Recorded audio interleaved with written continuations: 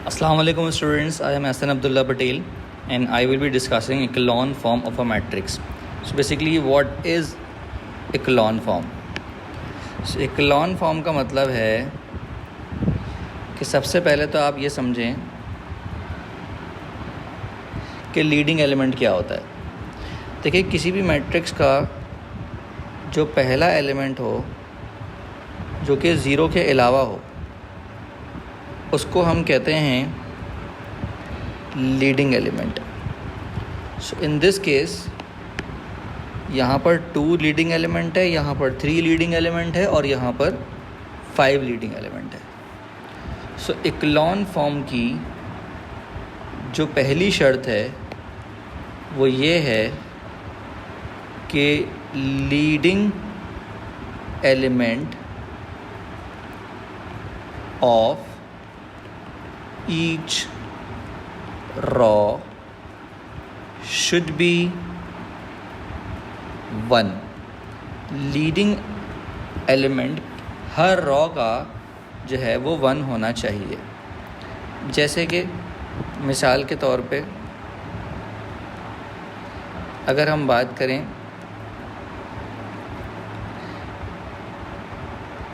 इस मैट्रिक्स की कि जनाब 1 2 3 0 0 1 2 4 0 1 2 5। तो जनाब अगर हम यहाँ पर लीडिंग एलिमेंट देखें तो लीडिंग एलिमेंट इसका जो है वो 1 है, क्योंकि नॉन ज़ीरो को देखते हैं ना। इसका जो लीडिंग एलिमेंट है वो भी 1 है, इसका जो लीडिंग एलिमेंट है वो भी 1 है। लेकिन जनाब ना तो ये इक्लॉन फॉर्म थी ना तो ये इक्लॉन फॉर्म है, क्योंकि जो दूसरी शर्त है हमारे पास, दूसरी शर्त यह है हमारे पास कि leading ones should be in the staircase। Leading one जो हैं वो किस फॉर्म में होने चाहिए? स्टेयरकेस में होने चाहिए। तो जब आप यहाँ पर देखते हैं तो यहाँ पर स्टेयरकेस नहीं बनता, क्योंकि यहाँ पर और यहाँ पर जो रॉ 2 का 1 है बेसिकली वो बाद में आ रहा है और जो रॉ 3 का 1 है वो पहले आ रहा है। स्टेयर केस ये होता है कि जो रॉ पहले है उसका 1 भी पहले हो, जो रॉ बाद में है उसका 1 भी बाद में हो। तो जनाब ये दोनों एग्जांपल्स फॉलो नहीं करती। किस बात को? इक्लॉन फॉर्म को। इक्लॉन फॉर्म की फर्दर मोर एग्जांपल देता हूँ मैं आपको। तो अब जनाब हमारे पास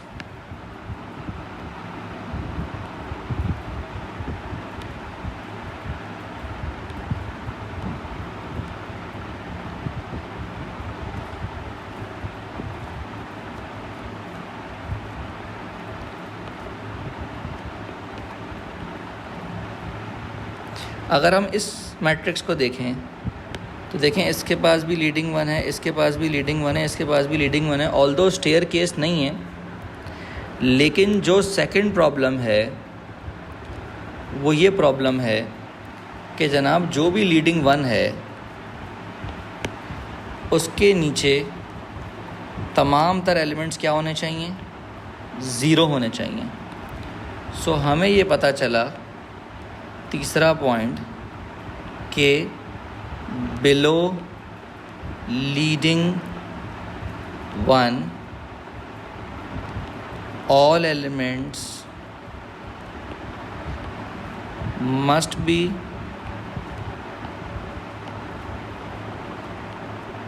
ज़ीरो। लीडिंग एलिमेंट के नीचे तमाम तर एलिमेंट्स जो हैं वो 0 होने चाहिए। तो इसका मतलब ये भी इक्लॉन फॉर्म नहीं है। तो अब आपके सामने एक ऐसी मैट्रिक्स बना के देता हूँ मैं जो इक्लॉन फॉर्म है।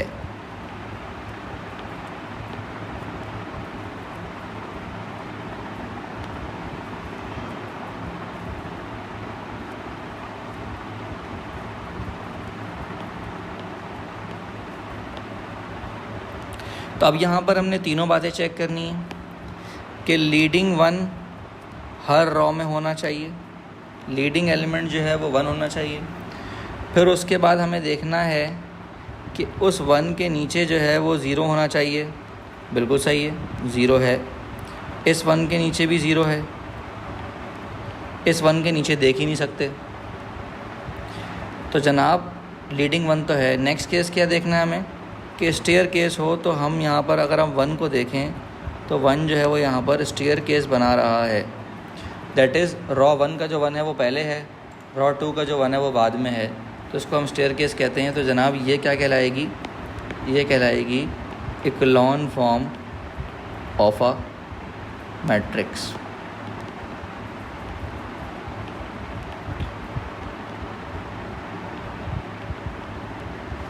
ठीक है जी। अब जनाब हम आपको बताते हैं reduced echelon of a matrix, reduced echelon form. So what is reduced echelon form of a matrix? यहाँ पर एक एक्स्ट्रा पॉइंट बस ऐड हो जाता है। वो एक्स्ट्रा पॉइंट ये है जनाब कि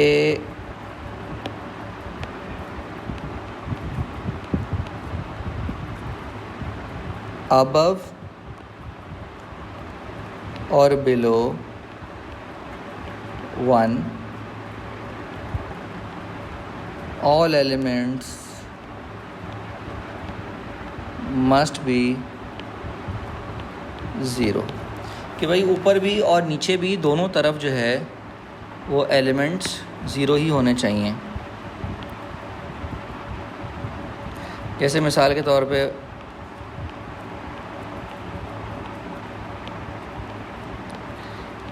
इस मैट्रिक्स की मिसाल लें तो हमें यहाँ पर क्या क्या देखना है भाई, लीडिंग 1 है, लीडिंग 1 है, लीडिंग 1 है। नेक्स्ट थिंग हमें क्या देखनी है, इक्लोन फॉर्म पहले चेक करेंगे कि भाई नीचे जो है वो 0 है, तो सही है, नीचे 0 है, इसके नीचे देखेंगे ही नहीं।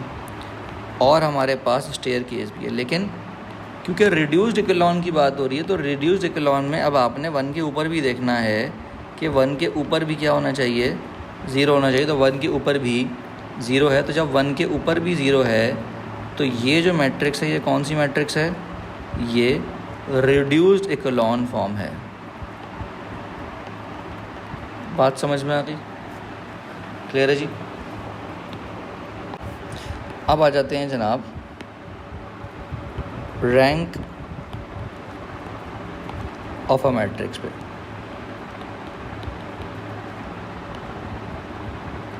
रैंक ऑफ अ मैट्रिक्स क्या है जनाब,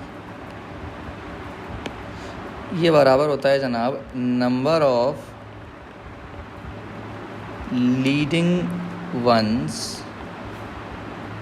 इन एन इक्लोन फॉर्म। कुछ लोग इसको इशेलॉन फॉर्म भी बोलते हैं।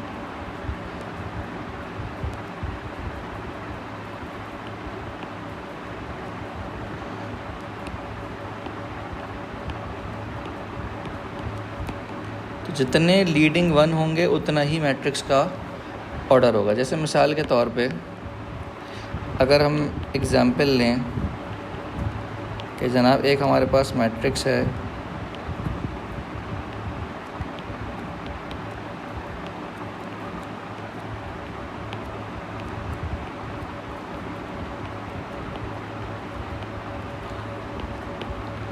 अब जनाब यहाँ पर पहले हम चेक करेंगे कि ये इक्लोन फॉर्म है या नहीं। तो इक्लोन फॉर्म के लिए हमने देखा ये लीडिंग 1 मिल गया, लीडिंग 1 मिल गया, लीडिंग 1 मिल गया। फिर उसके बाद हम क्या देखते हैं कि लीडिंग 1 के जो है वो नीचे 0 होना चाहिए, तो आप देखें कि लीडिंग 1 के नीचे 0 है। उसके बाद हम देखते हैं स्टेयर केस, तो आप देखें कि यहाँ पर स्टेयर केस भी बन रहा है। तो हमारे पास नंबर ऑफ़ लीडिंग 1 कितने हैं, जितने भी नंबर ऑफ़ लीडिंग 1 है वही हमारा रैंक है। तो जनाब रैंक ऑफ अ मैट्रिक्स अगर हम देखें तो इस मैट्रिक्स का जो रैंक है वो 3 के बराबर है। बात समझ में आ गई। अब फॉर एग्ज़ाम्पल हम एक ऐसी मैट्रिक्स लेते हैं जो कि इक्लोन फॉर्म में नहीं है। जैसे मिसाल के तौर पे सो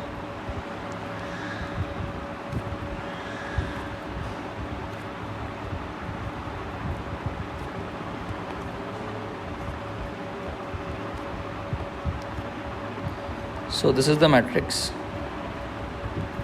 सबसे पहले तो हमें ये देखना पड़ेगा कि ये इक्लॉन फॉर्म में है या नहीं। सो इक्लॉन फॉर्म में अगर हम देखें तो सबसे पहले रॉ वन को देखें कि रॉ वन का जो लीडिंग वन है वो तो हमें मिल गया। अब इसके नीचे देखेंगे, जब इसके नीचे देखेंगे तो 0 हमारे पास नहीं है। तो इसका मतलब ये जो 4 पड़ा हुआ है और ये जो 2 पड़ा हुआ है इसको हमें 0 बनाना है। तो इनको बनाने का हमेशा एक ही तरीका है कि अगर मैं 4 के पास -4 ले आऊँ तो वो ख़त्म हो जाएगा। तो इसका मतलब कि रॉ वन का जो एलिमेंट है वो तो 1 है। तो इसका मतलब ये जो रॉ 1 है ये मल्टीप्लाई होगी -4 से। -4 से क्यों मल्टीप्लाई होगी? क्योंकि 1 को मल्टीप्लाई करूँगा मैं -4 से और उसको उठा के मैं प्लस कर दूँगा R2 में। तो देखिए उससे होगा क्या। तो पहले रॉ 1 में तो कोई चेंज नहीं आएगा, तो रॉ 1 के एलिमेंट्स तो एज इट इज़ कॉपी कर लें आप। तो -4 टाइम्स R1 का मतलब है कि 1 मल्टीप्लाई हुआ -4 से, -4 और फिर ये हो चुका है -4 और नीचे पड़ा हुआ है +4, तो वो मिलाकर हो जाएगा 0। इसी तरीके से जब मैं 2 को -4 से मल्टीप्लाई करूँगा तो वो हो जाएगा -8 + 5 हो जाएगा -3 और इसी तरीके से -12 और +6 ये हो जाएगा -6। अब जनाब जो हमारे पास ये वाला 2 है,